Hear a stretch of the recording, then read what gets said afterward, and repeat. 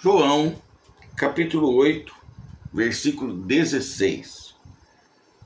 E se na verdade julgo, o meu juízo é verdadeiro, porque não sou eu só, mas eu e o Pai que me enviou. Quando você ouve a palavra Pai, primeira coisa que vem à cabeça é a ideia de uma família. Né? Qual é a função do pai numa família?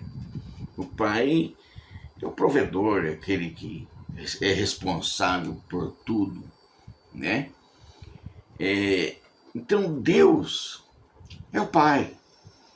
E quando o filho veio, já veio dizendo, seguindo um roteiro preparado pelo pai. Ó.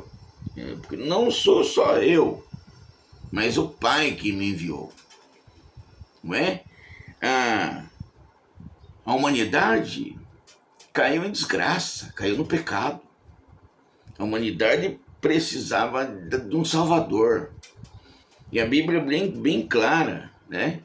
Que há uma pergunta na Bíblia, né? Quem há de ir por mim? Para que a gente possa entender, tem a pergunta.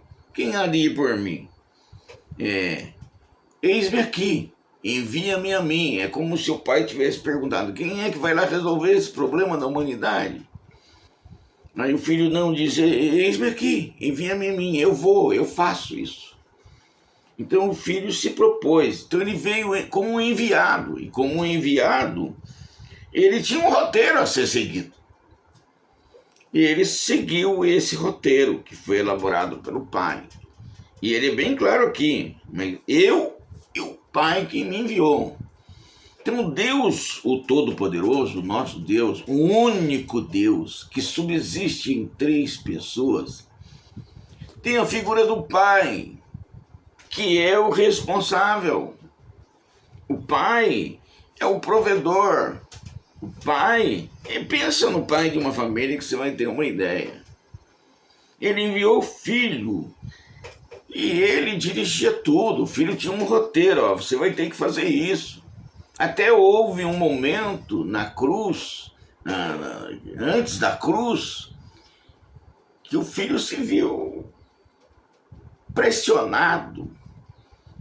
E ele chegou a dizer, pai, passa de mim esse cálice, ou seja feita a sua vontade. O cálice não foi passado, não, ele teve que beber todinho. Por quê? Porque era um plano de salvação para a humanidade. Ele tinha que fazer a parte dele e ele seguiu o roteiro. Deus não mudou o plano, não. Esse pai é o que toma conta de nós, que protege, que cuida. É esse pai que se preocupou com o ser humano, com a humanidade. Esse pai que se preocupa comigo. Esse pai é que se preocupa contigo. É esse Pai, o Deus Todo-Poderoso.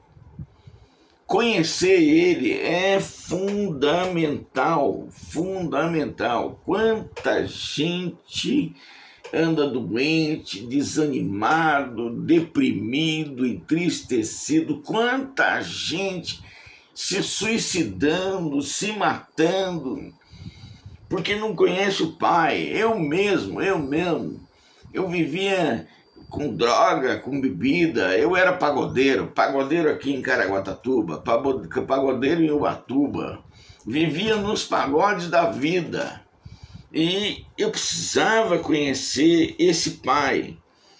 Eu me lembro que tem um amigo meu que, quando eu me converti, que eu conheci o pai, ele falou, não, esse fulano tá lá porque ele é safado. Alguma coisa ele quer lá dentro da igreja. Ou ele quer dinheiro, ou quer mulher, ou quer... ele quer alguma coisa. Aí passou 1 ano, 2 anos, eu continuei na igreja 3 anos. 15 anos se passaram, 15 anos.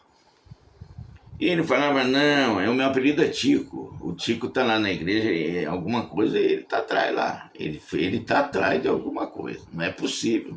Esse cara não valia nada, só vivia aqui no pagode. É mulher, dinheiro, ele gostava disso.